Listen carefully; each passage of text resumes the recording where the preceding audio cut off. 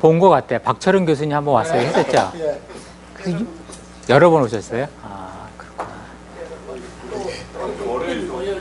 우리 잠깐 기도하고 시작하도록 하겠습니다. 하나님 아버지의 감사를 드립니다. 오늘 이렇게 김창태 교수님을 모시고 황보도록 교수님 소개해서 은혜 받기를 원합니다.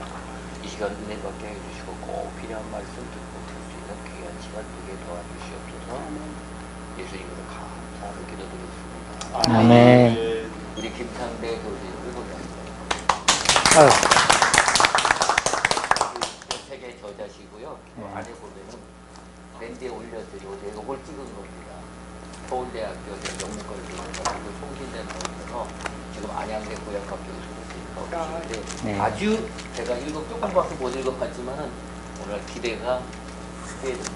많은 도움받고 은혜받는 시간 되었으면 좋겠습니다. 감사합니다. 제가 어저께 무슨 일을 하다가 밤을 샜어요. 그래갖고 컨디션이 좋지 않을 것 같은데 그래도 분위기가 좋으니까 잘 할 수 있을 것 같아요. 저기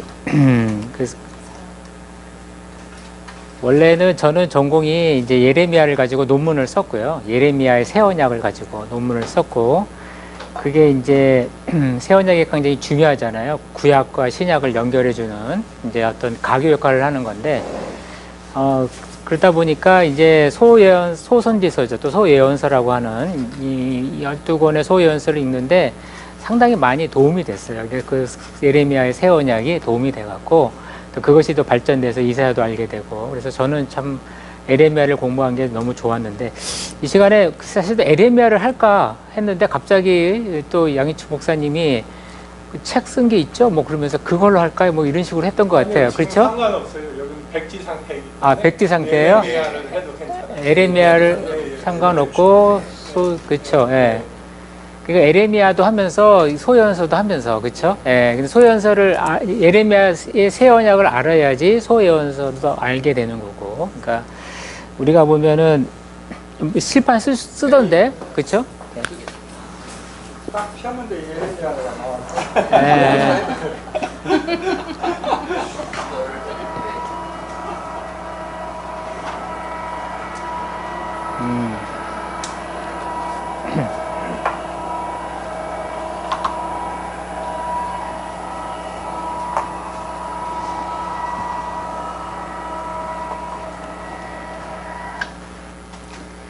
일단은 소예언서 먼저 시작하고요. 소예언서의 가장 중요한 주제 중에 하나가 결국은 새 언약이고 예수 그리스도 메시아의 오심. 그걸 또 얘기하거든요. 소예언서도 그렇기 때문에 예레미야의 새 언약과 소예언서를 같이 연결시키겠습니다. 예. 우리가 소예언서 하면은 12권의 소예언서를 알고 있죠. 근데 이제 성도님들이 이 소예언서를 잘 몰라요. 사실은. 그 말이 그 말인 것 같고 돌아오라 뭐 그 말 그래도 그 말을 이렇게 오랫동안 했을까 뭐 이런 생각도 하게 되는데 뭐 이렇게 마이크가 아니니까 이게 저게 다 녹음이 되긴 되겠죠. 지금 되는 거죠. 예. 소예언서 같은 경우에 보니까 순서가 있어요. 우리가 보면 이제 호세아부터 시작을 하죠. 호세아로 시작하다가 그 다음에 호세아 다음에 뭐죠? 예? 예, 요엘이죠. 예, 요엘. 그 다음에 아모스. 그 다음에 이렇게 쓰면 안 되고 좀 참 잘 써. 호세아, 요엘, 그 다음에 아모스, 그 다음에 오바댜죠. 오바댜, 그 다음에 요나, 그 다음에 미가, 나훔, 그 다음에 뭐죠? 그 다음에 뭐죠? 하박국, 그 다음에 스바냐, 그 다음에 학계 스가랴죠? 학계 스가랴. 이 학계 할 때마다 참 이게 수업 시간에 너 오늘 저기 어느 거 발췌할 거야? 그러면은 학계. 너 나한테 지금 반말하는 거야, 뭐 이렇게 그랬던 것 같아요. 그 다음에 이제 말라기. 근데 이제 이게 사실은 이제 보면은 우리가 보면 이사야, 예레미야는 한 두루마리, 그러니까 각각 두루마리에 다 있어요. 각각 자기 두루마리가 있죠. 이사야 두루마리가 있고, 그 다음에 이제 에레미야 두루마리가 있고, 근데 호세아는 호세아 두루마리가 없어요. 이 12개는 한 두루마리에 다 있어요. 예. 그렇게 적혀 있어요. 그 말은 뭐냐면 12권의 그 이 소예언서들을 따로따로 읽지 말고 하나의 책으로 읽으라는 거죠. 예, 하나의 책으로 따로따로 읽지 마라. 예. 그리고 이 분량은 이사야의 그 두루마리 그 분량과 똑같아요. 예. 그래서 이거를 호세아 읽고 또 뭐 말라기 읽고 이렇게 순서대로 이렇게 하나의 책으로 읽어라. 이제 이렇게 힌트를 주고 있죠. 예. 자, 근데 이렇게 배열을 한 이유는 뭘까? 왜 이렇게 배열했을까요? 예. 자, 호세아랑 뭐 이제 요엘은 그 시기가 좀 애매하지만 호세아, 아모스, 이런 좀 뭐 호세아는 어느 때의 시대일까요? 호세아는 호세아도 잘 이제 보면은 우리가 보면 주전 한 750년이라고 그래요. 750년에서 740년. 자, 주전 750에서 40.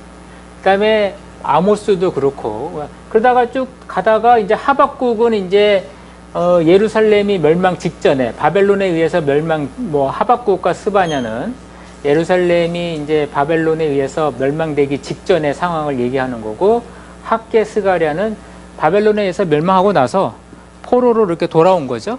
포로로 돌아와서 학개 스가랴 선지자가 성전 재건을 얘기한 거고, 말라기는 그야말로 진짜 맨 마지막, 그러니까 구약이 맨 마지막이니까 대체로 보면은 이제 어떤 뉘앙스를 가냐면 이게 순서대로 배열된 것 같다, 그죠? 시대 순서대로 대충.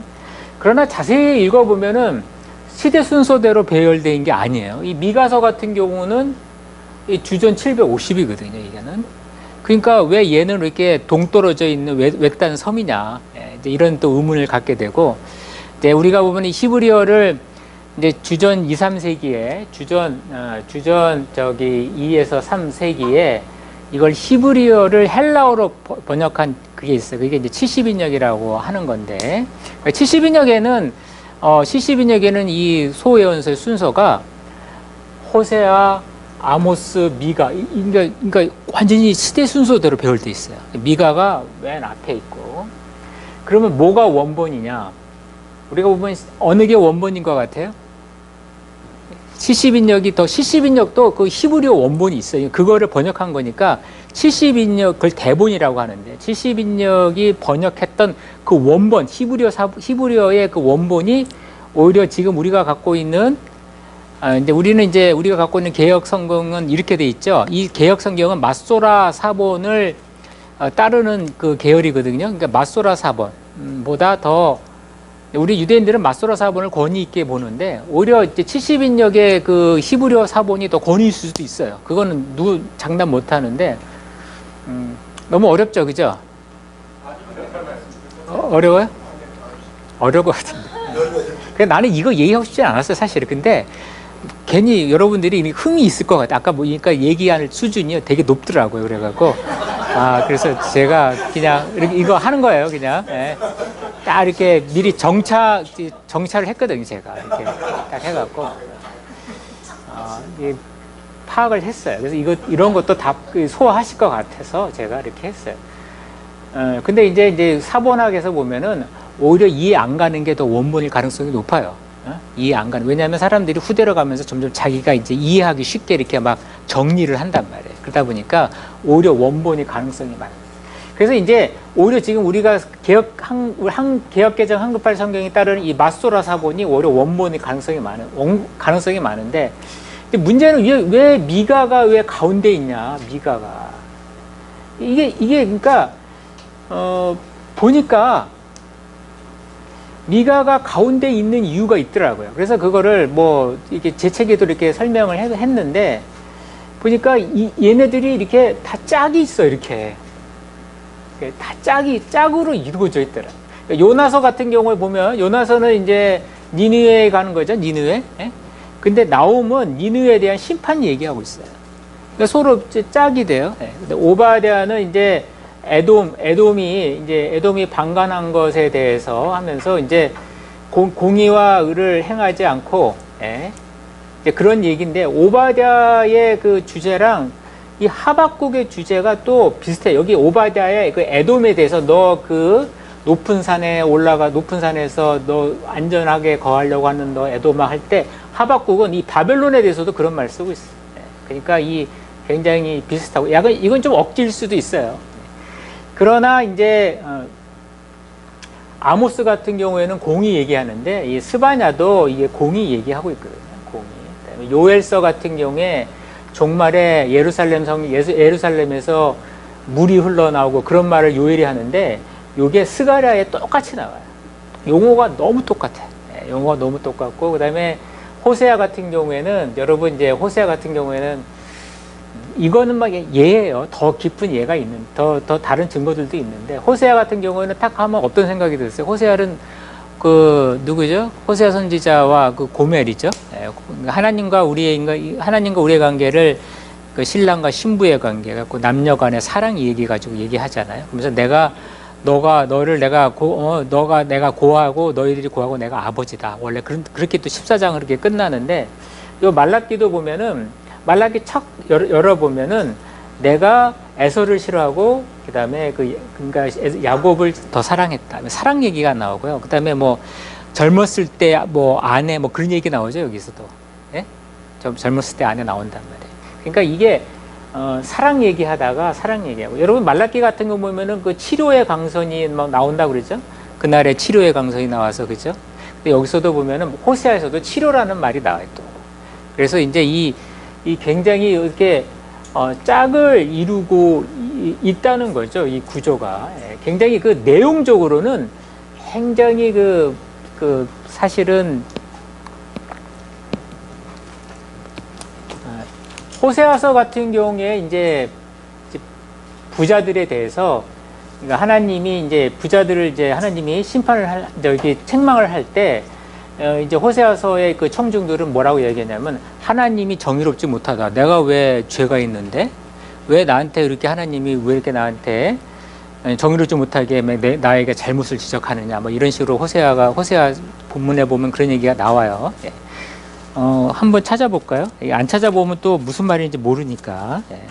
근데 사실 메인은 이게 아니에요. 제가 이제 예레미야 새 언약과 관련돼서 얘기하려고 하니까 대충 구조를 얘기를 하는 게 이제 호세아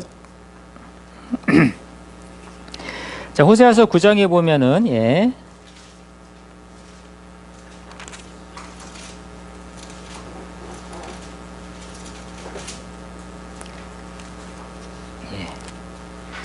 자, 호세아서 9장이 아니겠네요. 예. 9장이 맞는데, 예. 가만있어. 자, 8절, 9장 8절에 보면 이런 말이 있어요.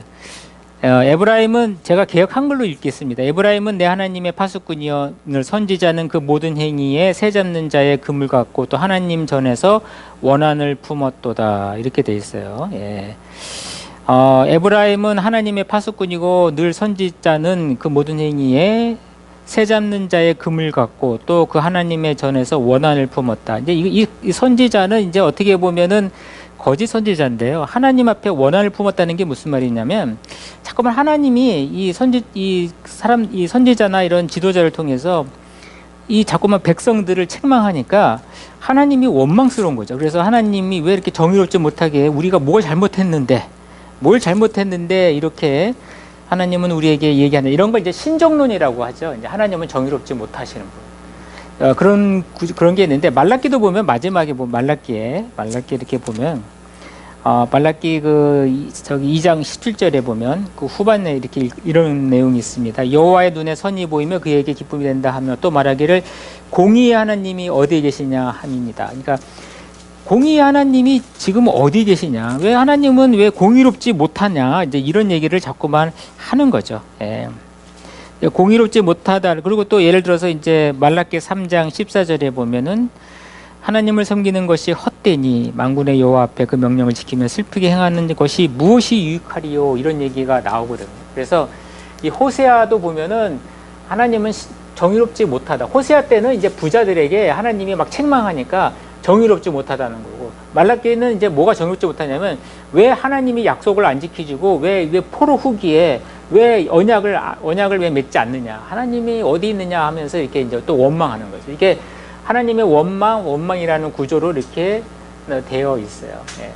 이거는 뭐 자세한 거는 이거 아닐 수도 있어요. 아닐 수도 있는데 제가 보니까 이제 왜 이런 얘기를 하냐면 이 히브리어에서는 이렇게 동심원 구조가 이렇게 상당히 중요해요. 이렇게 이런 걸 동심원 구조라고 그러거든요.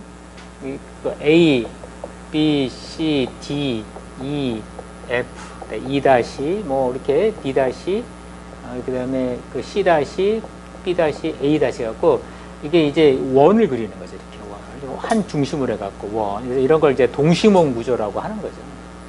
이런 동심원 구조를 함으로써 쉽게 사람들이 이해하기 쉽게 하는 거죠. 동심원 구조라는 거 들어보셨어요? 안 들어봤죠? 그랬을 것 같아요. 동심원 구조 한국 교회가 잘 몰라요.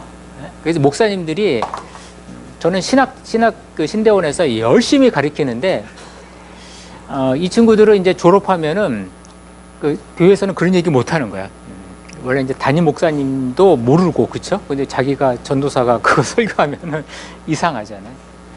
동심원 구조 같은 경우에 이제, 그러니까 원래 왜 동심원 구조가 왜 맞냐면 성경을 기록하는 사람들이 주로 서기관이겠죠. 글 쓰는 사람들이겠죠. 옛날에. 그러니까 그 사람들이 오늘날처럼 글 쓰는 사람들이 다 쓰는 게 아니죠. 어떤 특정 계급이 썼겠죠. 특정 계급. 응? 아무나 쓰지 않을 거 아니에요? 오늘날은 뭐 인터넷이 있어갖고 뭐 조그만 애들부터 다 글 쓰잖아요. 그런데 이제 그때는 아주 전문 교육을 받은 서기관이나 이런 사람들. 이 사람들의 그 또 전통이 있어요. 전통이. 그러니까 글 쓰는 패턴이 다 비슷해. 그리고 글이 있기 전에는 또 뭐가 있었어요? 구전으로 전달되는 게 있었잖아요. 구전이라고 하는 거는 외워야 되잖아. 메모라이제이션 하려면은 뭔가 패턴을 갖는 게 더 훨씬 외우기가 쉽단 말이에요. 그러다 보니까 동심원 구조라고 하는 게 굉장히, 그래서 노아 홍수 이야기도 보면은 동심원 구조로 되어 있어요. 이렇게 그 브루스 월키가 이렇게 보면은 그거를 그 창세기나 이런 노아 이야기 같은 거는 처음부터 글로 기록되지 않고 구전으로 왔을 거예요. 근데 구전으로 할 때 사람들이 그 패턴으로 이렇게 얘기를 하는 거죠. 동심원 구조가 이제 또 시를 보면, 여러분 이제 시편 1편을 보면은 이게 뭐가 나오죠? 여기 보면은 자, 의인은 그러니까 저기 1절에 뭐죠? 의인과 악인의 대조하죠. 의인과 악인의 대조고. 그다음에 의인은 그 뭐죠? 율법으로 뭐 한다? 즐거워한다 그러죠. 율법을 묵상함으로 즐거워함. 악인의 대조. 그러니까 뭐 의인은 뭐 악인의 자리에 앉지 않냐고 오만한 자리에 뭐 그쵸? 오만한 자리에 서지 않고 앉지 않고 말 하다가 의인과 악인이 대조하고, 의인은 율법을 즐거워한다.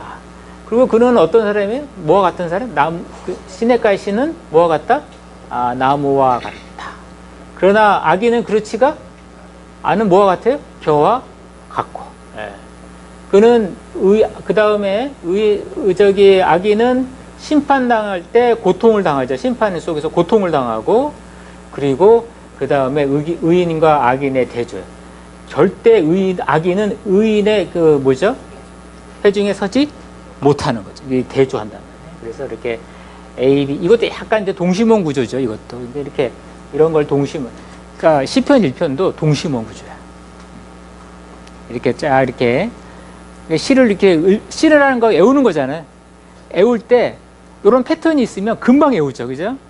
그렇지 않겠어요? 그러니까 이제 그런 패턴 속에서 이런 걸 익숙했던 서기관들이 이제 글을 쓸 때도, 그죠? 자꾸만 그런 패턴으로 글을 쓰게 되고, 뭐 이런 패턴만 있는 게 아니에요. 뭐 또 패널 구조로도 있어요.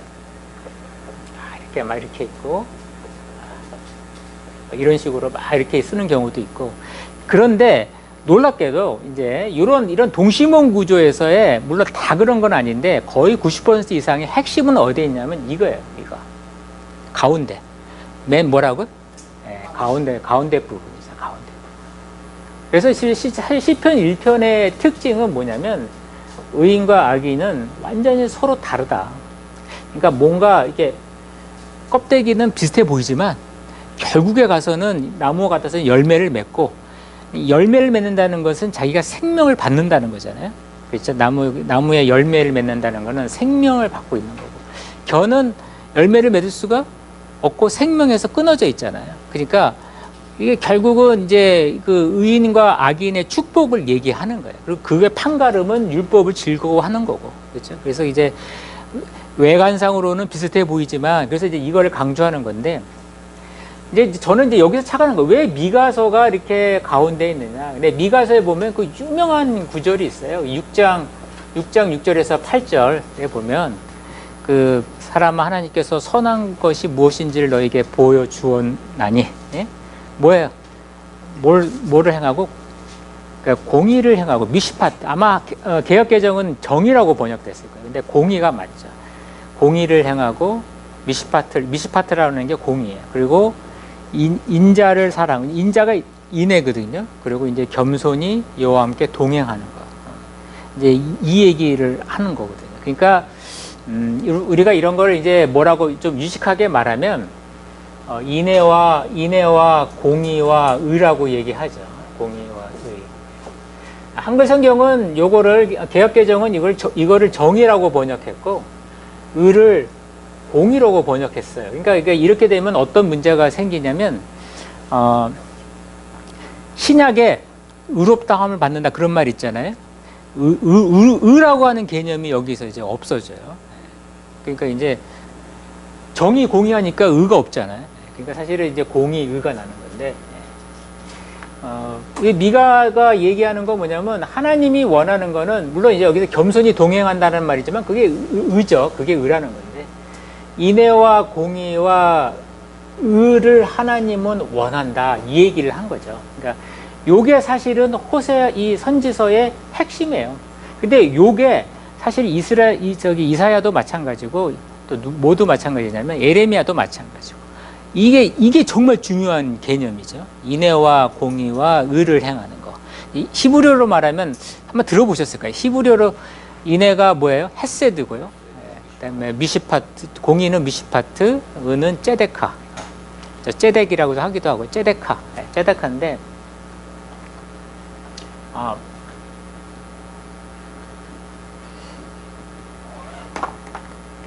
인애와 공의와 의다. 이제 이 얘기인데, 인애라는 건 뭐냐면, 이게 사실은 이제 헤세드라는 말이고요. 헤세드. 헤세드는 뭐냐면 사랑을 얘기하는 거예요. 사랑. 정말 이게 하나님이 우리를 속으로 사랑하잖아요. 그러니까 너희도 나를 뭐 하라는 거예요? 하나님이 사랑하는 거예요. 마음속으로 사랑하는 거죠. 정말 하나님을 사랑하고. 근데 우리가, 그러니까 예를 들어서 부모가 아이를 사랑하잖아요. 그럼 아이도 부모를 사랑하잖아요. 근데 부모가 아이를 사랑하는 거랑 아이가 부모를 사랑하는 건 약간 좀 틀리죠. 부모는 진짜 아이를 사랑해요. 사랑하지만 아이가 부모를 사랑한다는 거는 뭐, 어이구, 우리 엄마, 이렇게 하지는 않겠죠.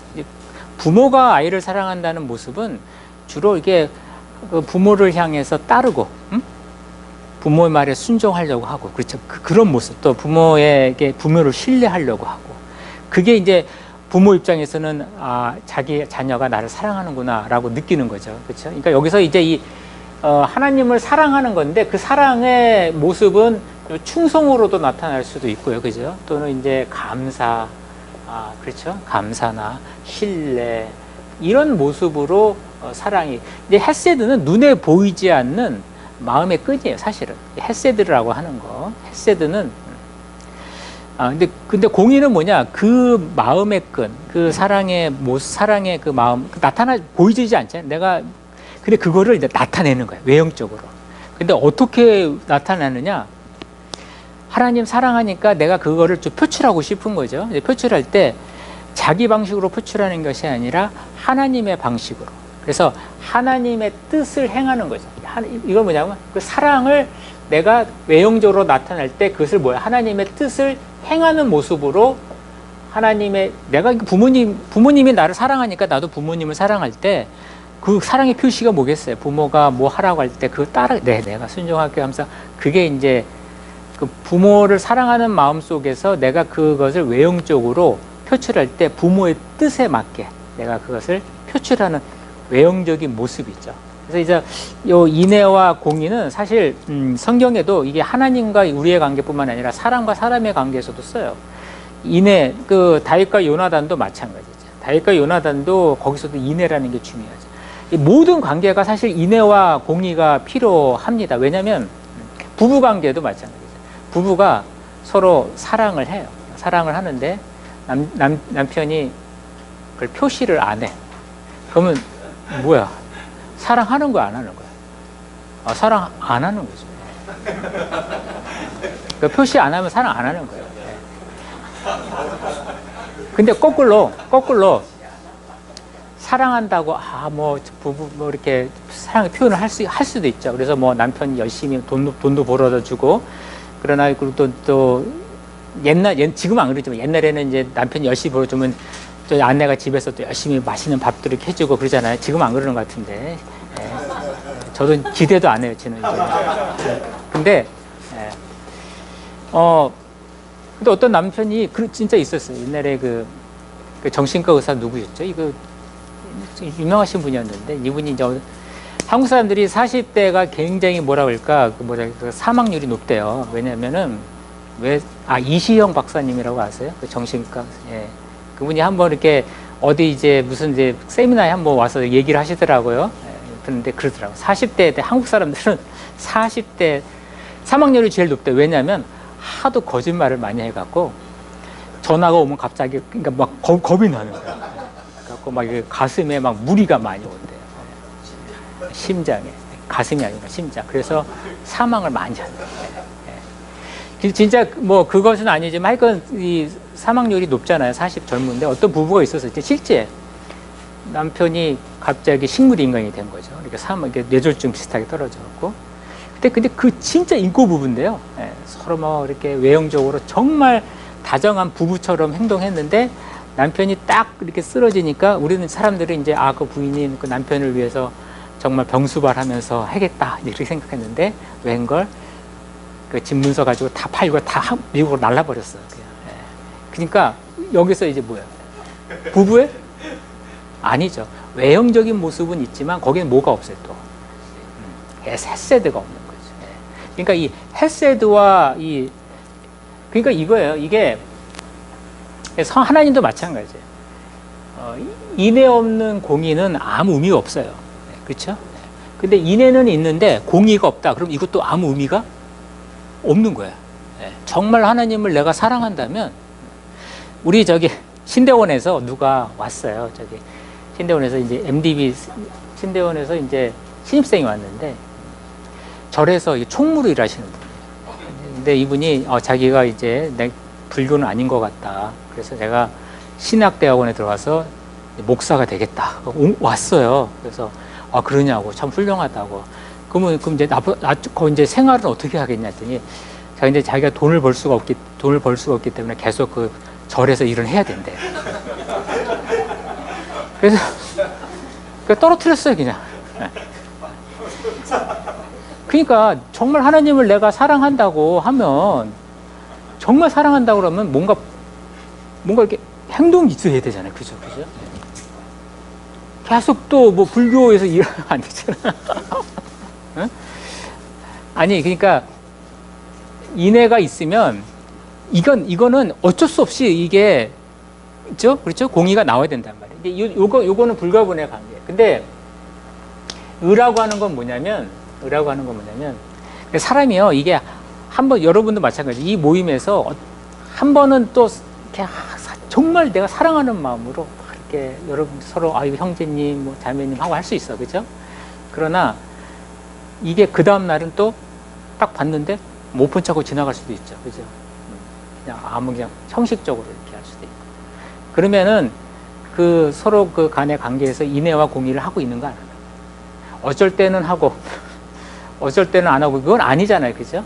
인애와 공의가 한결같이 가는 것, 정말 지속적으로 가서, 그래서 하나님과 올바른 관계를 맺는 게 의예요, 사실. 그러니까 이게 어떻게 보면 굉장히 상위 개념이죠. 근데 성경에는, 그러니까 이거 근데 사람이 굉장히 연결되어 있어요. 호세아는 뭐라고 얘기하냐면, 호세아서 6장 6절에 나는 인애를 원하고 번제를 원하지 않으며 제사를 원하지 않고 하나님 아는 걸 원한다 할 때 그 인애라고 하는 거는 요거만 원한다는 게 아니에요. 인애를 행하며 인애가 있다. 하나님을 정말 내가 눈물겹게 내가 사랑한다면 그것을 하나님의 뜻을 행하려고 하는 모습으로 나타나겠죠. 그죠? 그렇잖아요. 내가 막 죽기 직전에 있는데 하나님이 날 기적적으로 살려줬어. 그러면 내가 그 다음에 삶이 달라지겠죠. 성경도 보게 되고, 그죠? 나를 막 처음에는 모함했던 사람도 이제는 그 사람도 불쌍해 보이고, 그죠? 이게 뭔가 그 공의가 있는데 그게 그러니까 호세아가 인애 얘기하면은 그거는 공의 얘기하고 이게 또 한 번만 되는 게 아니에요. 계속 사랑이라는 게 있다가 없어지고 그러면 안 되잖아요, 그죠?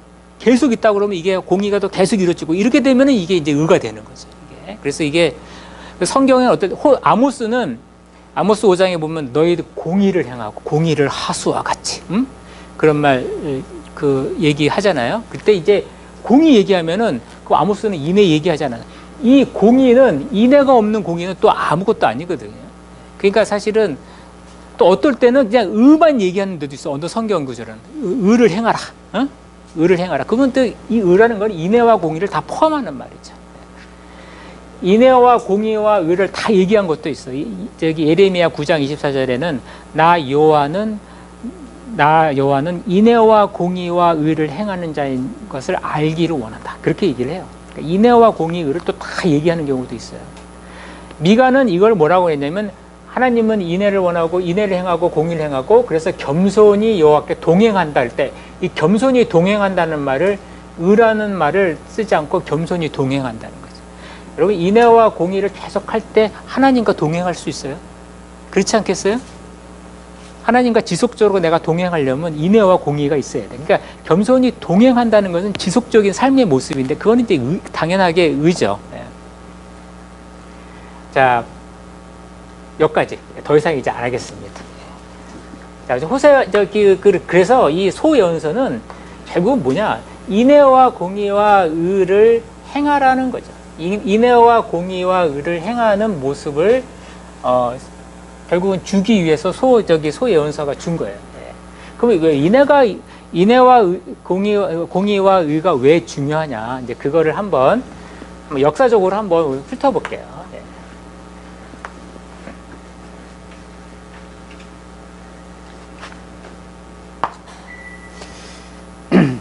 우리가 보면은 이제 주전 아까 저 소연서도 얘기했지만 아까 지금 이제 주전 750에서 약간 이제 한 740년경 이렇게 활동했던 선지자들이 있어요. 이 선지자들이 누구냐? 지금 아까 얘기한 호세아 또 누가 있었죠? 호세아, 아모스 또 미가가 있었고요. 여기에 이제 소연서는 없지만 여기 이제 이사야가 있고 누가 있습니까? 이사야죠, 그죠? 이사야가 있네. 예, 이사야, 호세아, 아모스, 미가 이렇게 있네. 이 시대에 왜 좀 기라성과 같은 선지자들이 막 나타나요? 왜 이런 선지자들이 나타났을까? 왜 나타났을까요? 예? 어려우니까. 이 사람들을 이제 그 글을 쓴 선지자라고 그래요. 라이팅. 영어로 말하면 이제 뭐 라이팅 프로핏이라 해갖고 이거 이제 뭐 신대원에 가면 다 배우는 얘기죠. 글을 썼어요. 여러분 엘리야나 엘리사는 글을 썼어요, 안 썼어요? 안 썼죠. 네. 근데 이 사람들은 글을 썼어. 그리고 정말 훌륭한 사람들이에요. 다 거의 뭐 희생, 고난, 이사야 제대로 그냥 제명에 산 사람들이 별로 없어요. 호세 같은 경우에도 뭐 자기 아내 뭐 이렇게 도망가고 이렇게 하는 거고.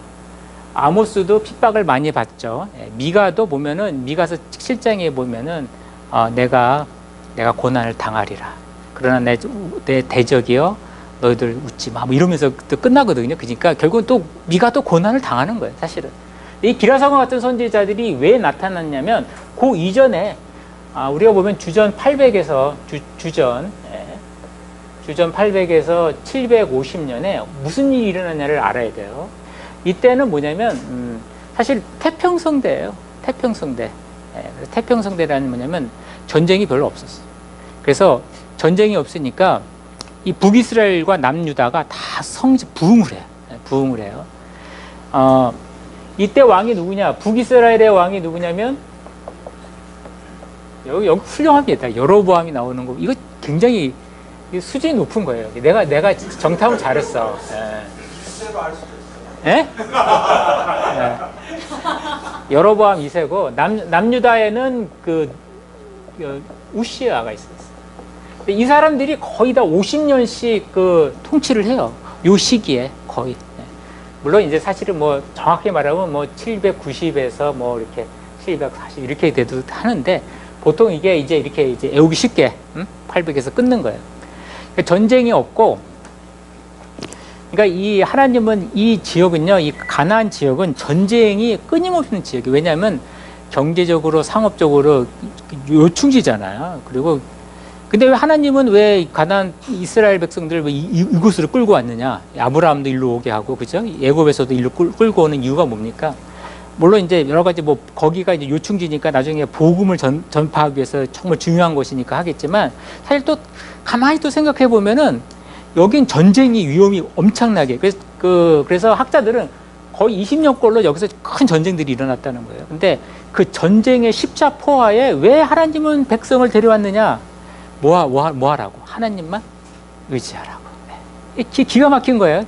오직 하나님만 의지하고 하나님만 바라보도록 하기 위해서 일부러 그곳을 데리고 왔는데, 이곳에 전쟁이 없어지니까 태평성대야. 그러니까 전쟁이 없어지니까 어떤 일이 일어나냐면, 제가 이제 여기서도 이제 소혜연서에도 썼지만, 상업이 발달해. 먼 곳으로 이제 물물 교환도 하게 되고, 그러니까 상업이 발달하고, 그러니까 이제 상인들이 등장하잖아요. 그러니까 상인들이 등장하니까 이제 거기 이제 상업도로들이 막 세워지고요. 그 상업도로에 이제 통행세를 걷게 되고, 이러면서 나라의 부가 막 축적이 돼요. 막 그때부터.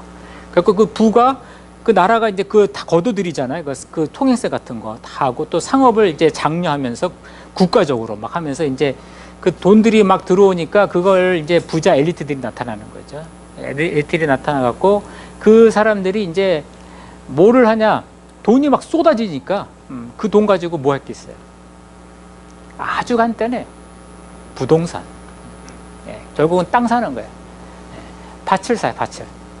근데 이제 밭을 사는 게 나쁜 건 아니죠. 근데 이제 뭐냐면 사람들 못 살게 그러니까 그 있잖아요. 그 자작농들을 막 소작농으로 다 만드는 거예요. 그러니까 같이 살아야 되는데 같이. 그러니까 이제 막 여기 보면은 그 미가도 그렇고요. 이거 호세아를 이렇게 보면은 이제 뭐가 있냐면은, 너 밭을 탐하는, 침상에 일어나면 악을 꾀하며 밭을 탐하는 자. 그 미가서 2장 1절에. 응? 저기 보면은 그다음에 우리 이사야서 5장 8절에 보면은 가옥에 가옥, 밭에 밭을 연하려고 하는 자들이요 화 있을진저. 계속 밭을 막 하는 거예요. 그때 주식시장에 있었으면 주식이라도 했으면 괜찮았을 텐데, 밭이 이렇게 하다 보니까 이게 부익부 빈익빈이죠. 양극화 현상이 일어나는 거예요. 여기서 그러니까 이제 그러면서 이 특징이 아주 간단해요. 네, 부자들의 미가서 같은 경우에는, 그래서 보면 미가서 그 2장에 보면은 이제 그런 말을 해요. 너 밭을 탐하는 자요. 그래서 3장 12절 보면, 미가서 3장 보면, 그래 네가 그렇게 밭을 좋아해? 그럼 내가 시온을 갈아엎은 밭으로 만들어 줄게. 그러니까 밭을 좋아하니까 내가 밭으로 만들어 줄게. 이게 얼마나 섬뜩한 심판 예언이에요. 그러니까 시온을 내가 그러면 내가 밭으로 만들어 줄게. 그러니까 이거 이제 아이러니죠. 아주 워드 플레이를 하는 거야, 하나님. 근데 미가는 이렇게 워드 플레이를 많이 해요. 미가서에 보면은. 그래서 이제 그 침상에서, 미가서 2장 1절에 보면 히브리어로 이렇게 읽어보면 침상이 미시케포트거든요. 침상에서 악을 꾀하여 하샤브, 그리고 그다음에 그래서 밭이라는 게 사대인데, 이제 히브리어를 읽을게. 너 침상 미시케포트에서 악인 라를 하샤브하여 밭은 사대하는 너희들이여, 나도 너희 미시파, 이게 지파야, 너희 족속들을 이게 악을 하샤브해서 너희들 이제 망하게 한다는 말이 사대랑 비슷해. 사다드 시켜버릴 거야. 이런 말이지. 이게 이제 미가서 2장 1절에서 3절. 그러니까 막 워드 플레이를 하는 거죠. 그 워드 플레이를 많이 하는 게 누구예요? 주로 개그맨들이 워드 플레이 많이 하죠. 그 워드 플레이 많이 하려면 굉장히 생각 많이 할 거 아니에요. 하나님도 그 분노가 너무 심치니까 생각을 너무 많이 하신 거예요. 막 생각을 많이 하시고 그 워드 플레이를 막 해요. 여기 보니까 부자의 탐욕. 자, 부자의 탐욕이 이제 있는 거죠. 여기 호세아서 한번 잠깐 읽어볼게요. 호세아서. 네. 호세아서 12장. 네.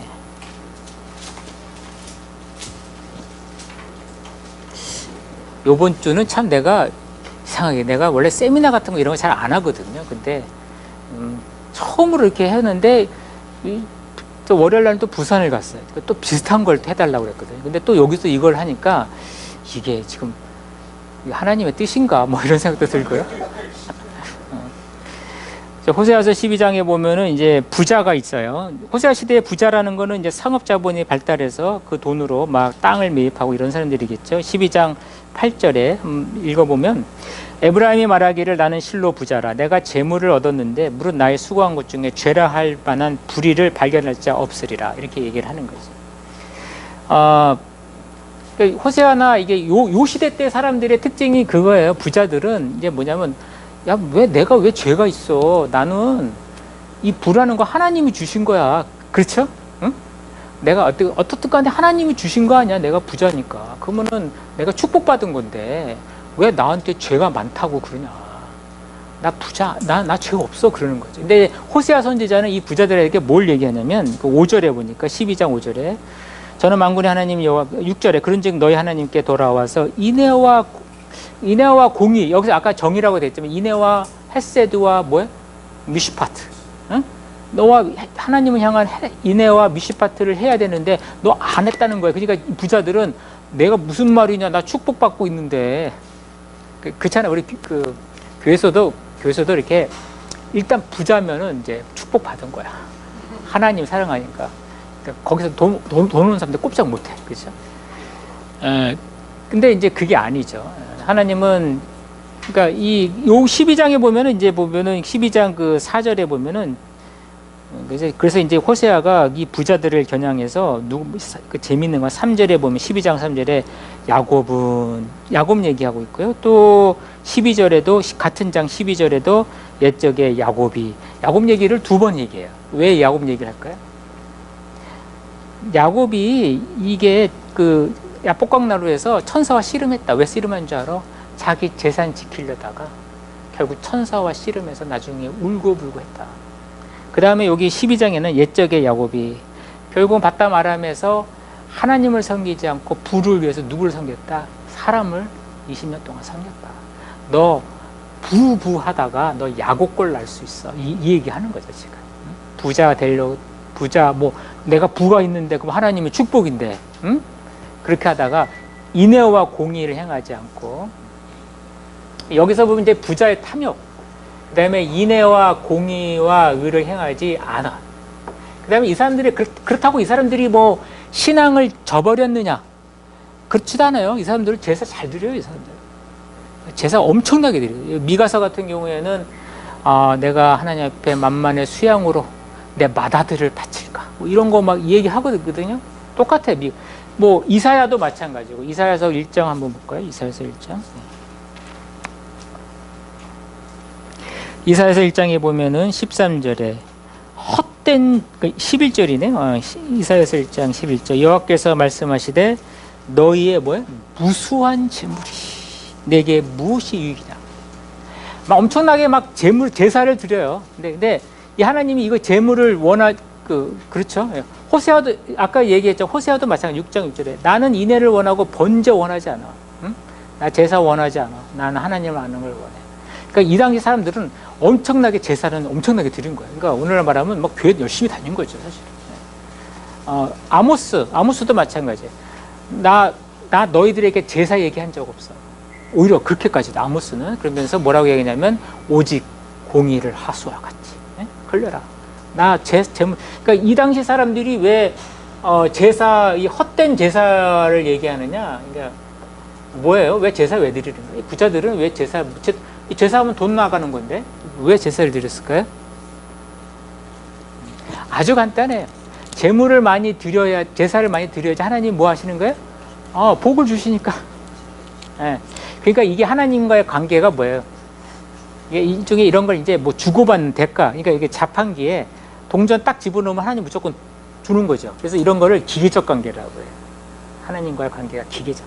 무조건 그냥, 뭐 집어넣으면 하나님 무조건 주시는 분. 기계적인. 근데 이런 거는 사실 이스라엘, 이 여호와 신앙은 원래 이러지 않았거든요. 여호와 신앙은 말씀을 따라가고 하나님 말씀대로 어디든 순종하며 가는, 그게 여호와의 종교인데, 여호와의 신앙인데, 왜 이렇게 변했느냐? 이제 가나안 종교에 물든 거죠. 가나안 종교가 바로 이런 특징이거든요. 무조건 바알에게 제사를 드리면 바알은 풍요를 갖다 주는 거죠. 그러니까 이제 그런 신앙에 의해서 제사 종교로 전락을 해요. 제사 종교로. 이런 건 시편에도 많이 나와요. 사실은 시편 50편에도 이런 얘기가 나오고요. 그러니까 이제 요 시대 때의 특징이, 그러니까 우리가 제사를 드리는 목적이 뭐예요? 이제 지금 또 레이기를 해야 되겠네. 그렇죠? 여러분들은 정말 행운합니다. 제가 월요일 날 비슷한 걸 또 세미나에서 했거든. 그러니까 지금 두 번째니까 제가 더 잘하겠죠. 그죠? 그러니까 나는 여러분들이 택한 백성인 것 같아. 난 좀 미안해. 저 부산에 있는 사람들한테. 좀 미안한데. 뭔가 이제 두 번 하니까. 첫 번 할 때는 좀 아까 실수도 있고 막 버벅거리고 그랬는데 막 흘러 나오잖아요, 그냥. 그래서 정말 여러분이 참 복받은 사람인 것 같아요. 이것도,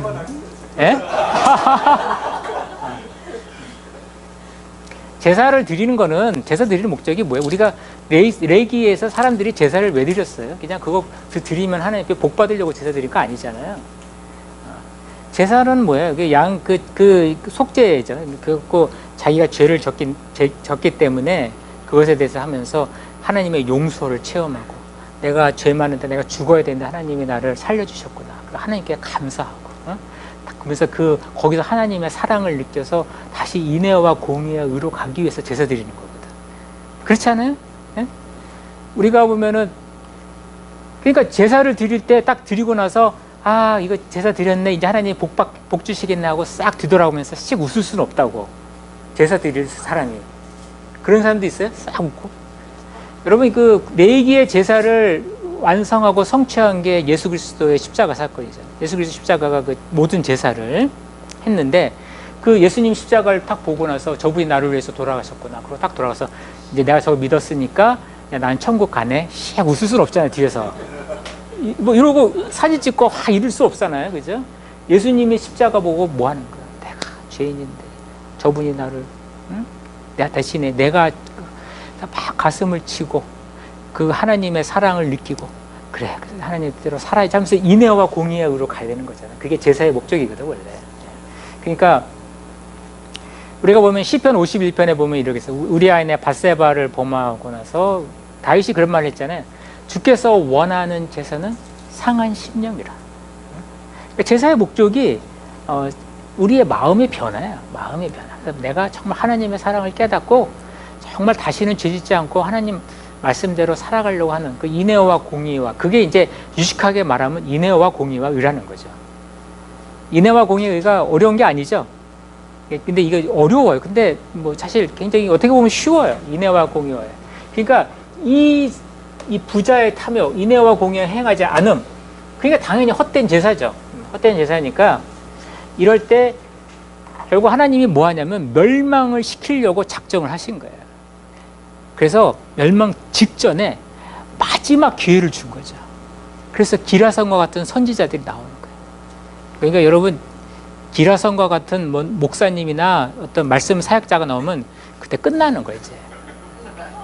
이게 하나님이 마지막 기회를 주는 거예요. 마지막. 그리고 그러면서 왜 라이팅 프라핏이냐? 이들이 결국 포로로 끌려갈 때, 근데 성전이 없잖아요, 그때는. 성전이 없으니까 그 선지자의 글들을 읽고 신앙생활 유지하라고.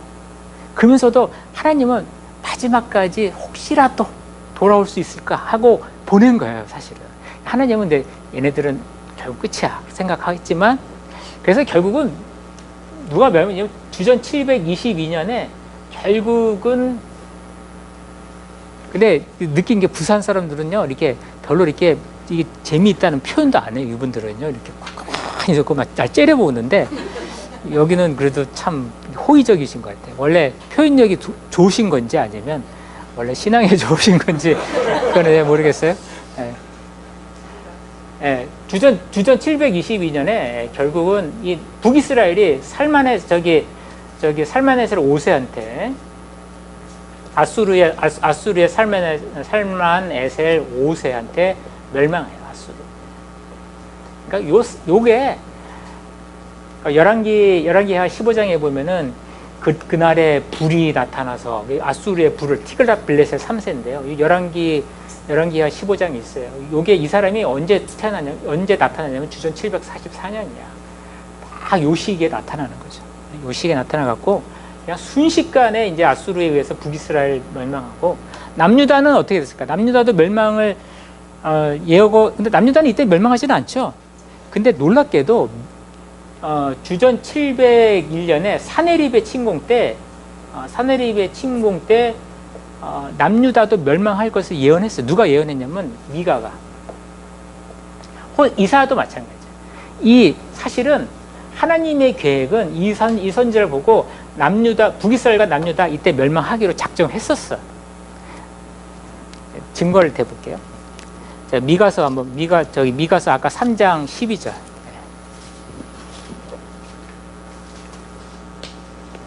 미가서 3장 12절 누가 한번 읽어보세요. 그러므로 너희로 말미암아 그것은 바라고 낫이 되고 예루살렘은 무더기가 되고 성전에 사는 숲의 높은 곳이 되리라. 네, 높은 곳이 이 미가가 예언한 건데요.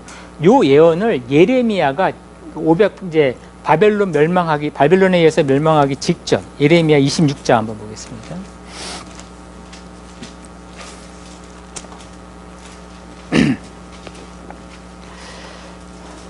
예레미야 26장에 보니까 18절에 이런 말이 있습니다. 자, 유다 왕 히스기야 시대에 모레셋 사람 미가가 유다 모든 백성에게 예언하여 가로되 만군의 여호와께서 이같이 말씀하기를 시온은 바깥이 결적함을 당하며 예루살렘은 무더기가 되며. 이거 어디서 했던 말이에요? 아까 미가서 3장 12절이죠. 그럴 때 19절. 그럴 때 유다 왕 히스기야와 모든 유다가 그를 죽였느냐? 죽이지 않았다는 거죠. 그러니까 미가는 너 이제 결국 히스기야 시대 때 사네립의 침공 때 유다는 바깥이 경작함을 당할 거야. 갈아엎은 밭처럼 될 거야. 멸망 예언했어 벌써. 그때 히스기야가 죽이지 않고 뭐 했냐? 회개했다는 거야. 회개. 히스기야가 하나님 살려주세요. 그런 거죠. 그때 유다가 극적으로 하나님이 이 멸망 직전에 이게 사실 멸망했어야 되거든요. 하나님 너무 사랑이 많으셔요. 그러니까 히스기야가 그냥 하나님 바지 잡고 살려달라고 막 애원한 거죠. 근데 당시 사네립이라고 하는 거는 어떤 거냐면 아주 강력한 무기를 가지고 있는 거죠. 그러니까 사네립한테 한 번도 이긴 어떤 왕도 없어요. 그리고 근데 이상하게 이제 보면은 사네립의 원통이라고 해서 사네립이 자기의 기록을 쓴 게 사네립의 연대기라고 해갖고 실린더라고 그래 영어로. 그러니까 이게 동그란 둥근 벽에 이렇게 자기가 이제 누굴 죽이고 뭐 하고 막 했던 건데 다 왕들은 다 죽였는데 예루살렘에 히스기야 말도 써요. 한테는 내가 많은 조공을 받았다 해. 죽였다는 말을 안 해. 그 말은 뭐냐면 거꾸로 점령하지 못한 거야. 왜 못했냐? 불가사해. 이건 진짜 이게 쉽게 말하면 이게 누구랑 싸워 어떤 거냐면 이 독일이 2차 세계대전 때 폴란드 침공할 때 전차들 부대가 났을 때 폴란드가 맞서서 나온 군대가 뭐냐면 말탄 기병이었어요. 이렇게 딱 칼 잡고 걔네들이랑 전차 부대랑 누가 이기겠어요? 이거 당연히 독일군이 이기죠. 마찬가지. 이건 거의 사네립과 예루살렘의 히스기야는 거의 그런 싸움인데 이 기적적으로 하나님이 살려준 거죠. 이게 자, 이 사네립의 침공에 앞서 그러니까 이제 결국은 이제 그래서 하나님이 살려줬는데 결국은 주전 이게 586년에 누구한테 멸망하는 거예요? 남유다가. 예, 바벨론에 의해서 남유다가 멸망을 해요. 예. 자, 근데 이 바벨론에 의해서 남유다가 멸망을 할 때의 상황이 예레미야서가 나오는 건데요. 이제 예레미야가 이제 여기서 얘기를 하는 거죠. 이제 제가 이제 예레미야를 얘기를 하는 이유가 이겁니다. 예레미야가 예레미야서 6장을 한번 보겠습니다. 예레미야 6장. 7장.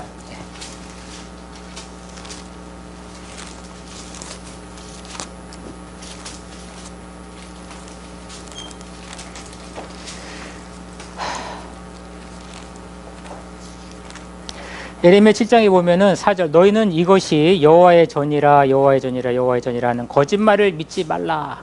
그러니까 사람들이 여기서 예배만 드리고 제사만 드린다면 우리는 바벨론에 의해서 절대로 침공당하지 않을 거야. 이것도 무슨적인 신앙이에요. 예배만 제사만 드리면 무조건 안전과 축복이 보장된다고 하는 무슨 신앙이죠? 기계적인 신앙이죠. 기계적인 거. 네. 그러니까 여기도 보면 똑같아. 이 헛된 제사를 드리고 있어요.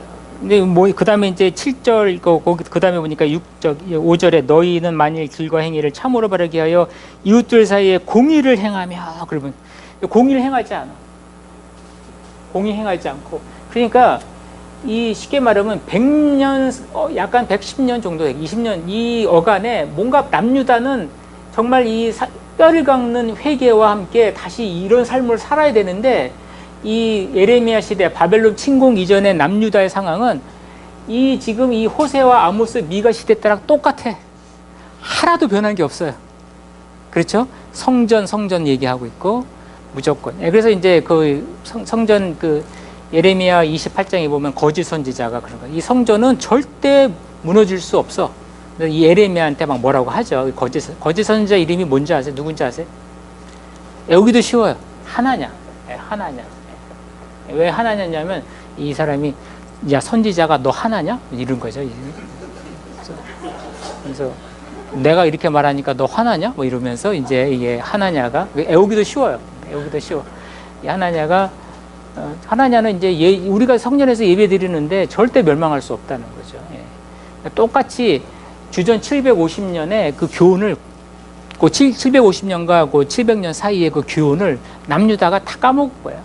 그리고 똑같이 하는 거죠. 그래서 멸망할 수밖에 없죠. 멸망을 할 수밖에 없는 상황이 되는 거죠. 자, 이럴 때